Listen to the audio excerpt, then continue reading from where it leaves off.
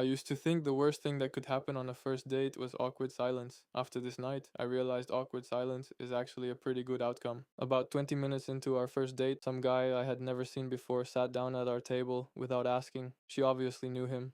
The even weirder part was that he somehow knew me too. This happened sometime in the spring when I was 18.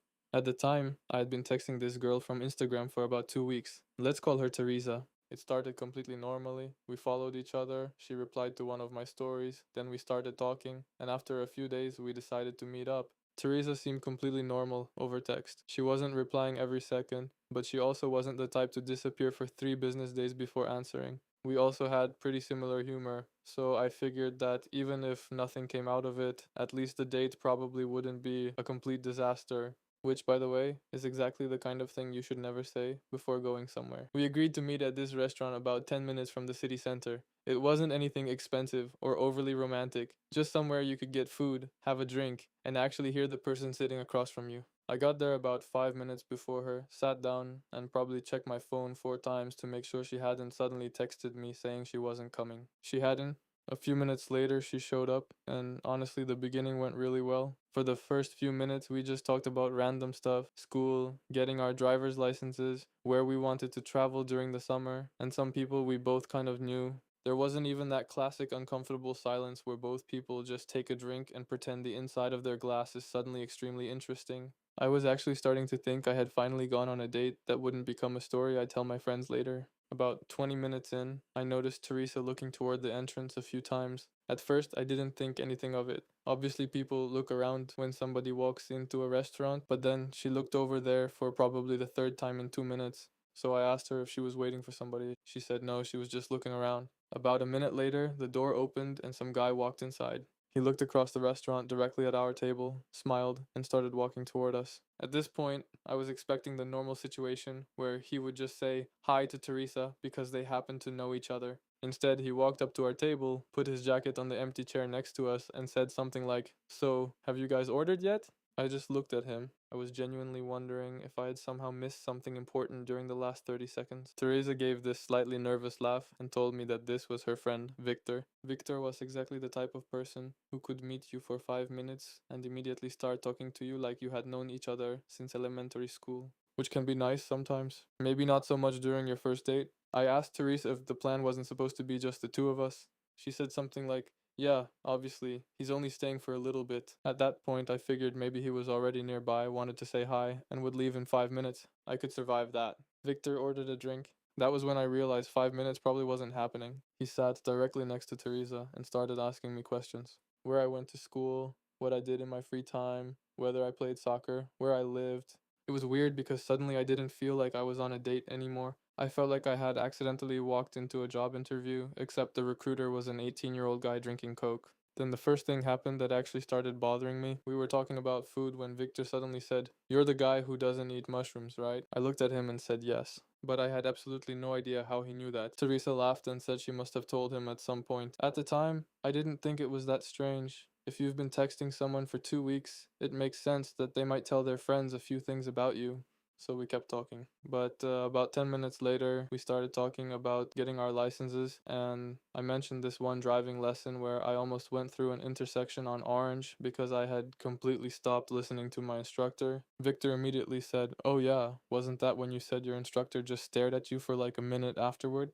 And that was when I started paying attention. Because that wasn't just some general thing he could have heard. That was a very specific story I had texted Teresa about a week earlier. I looked at her and asked how Victor knew that. She just shrugged and said that she and her friends sometimes sent each other messages. That phrase turned out to be pretty important, but at the time, I let it go because I didn't want to make a huge deal out of her showing her friend one conversation. And more importantly, I was still waiting for Victor to leave. Victor was not leaving. Instead, he ordered fries. At this point, he had been sitting with us for almost 40 minutes, and things kept getting stranger. Whenever I asked Teresa something, Victor would occasionally answer first. For example, I asked her if she already knew where she was going during the summer. Victor immediately said she was probably going to Croatia. Teresa just said, "Yeah, probably Croatia." So I jokingly asked if I should just continue the date with him since he already knew all her answers. I meant it as a joke, but Teresa suddenly got a little quiet. Victor, on the other hand, started laughing. Then he said something that finally explained why the entire evening had felt so strange. He said, I mean, I was approving half of your messages anyway. I thought he was joking, so I laughed. Teresa didn't, and that was the exact moment I realized he was completely serious. I asked what he meant. Teresa started explaining that she had a group chat with about 4 of her friends, and when she started talking to me, she would sometimes send screenshots into the chat and ask everyone what she should reply. Honestly, that part alone probably wouldn't have bothered me that much. I feel like half the internet has done something like that at least once. But then Victor casually added, sometimes we just wrote the whole reply. And suddenly I was sitting across from a girl I had been texting for 2 weeks, wondering how many of those messages had actually been written by her. She said, most of them, which wasn't exactly the answer that made me feel better. Then I asked whether she had written this long message she sent me about 3 days earlier. Victor immediately said, the one about the concert? At that point, I didn't even need an answer. I just stared at him, and I think he finally realized he had said way too much. Teresa told him to shut up, and then we got to probably the most awkward part of the entire evening. Victor stood up and said he would finally give us some space. After about an hour, he finished his drink, grabbed his jacket, and left. So we were finally sitting alone, exactly how we had originally planned. And now we genuinely had nothing to say. The beginning of the date had been completely normal, but after that, I suddenly started analyzing every single message she had ever sent me. Teresa started explaining that she had been nervous. Apparently, she was never very confident about what to say to people, so she often asked her friends for advice. And she had invited Victor because she was worried the date might get awkward, which is a pretty interesting strategy for preventing an awkward date. Bring another person along and make the date significantly more awkward. I told her that if she had just told me beforehand that a friend might stop by for a few minutes, I probably wouldn't have cared. But showing up, thinking there would be 2 people, and then finding out there was basically an entire group chat that had been reading our messages for 2 weeks and deciding what she should say to me was just weird. She apologized, and I could tell she was actually embarrassed about it by that point. So I didn't want to start some huge argument either. We finished eating, talked for another 20 minutes or so, and then went home separately. There was no dramatic exit. Nobody threw a drink at anyone. We just said goodbye. When I got home, I had a message from her saying she was sorry about how the evening had gone.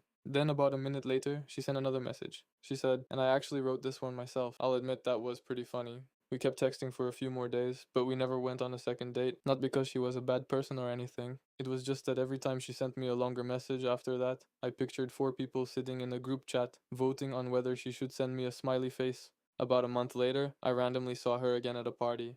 We said hi and talked for a little while. Victor was there too. This time at least he asked me before sitting down with us. So I guess there was some character development. Ever since then, I've had one simple rule for first dates. If we agree that it's going to be the two of us, I'd ideally like there to actually be two of us. Which, until that ending, I thought was something that didn't really need to be clarified.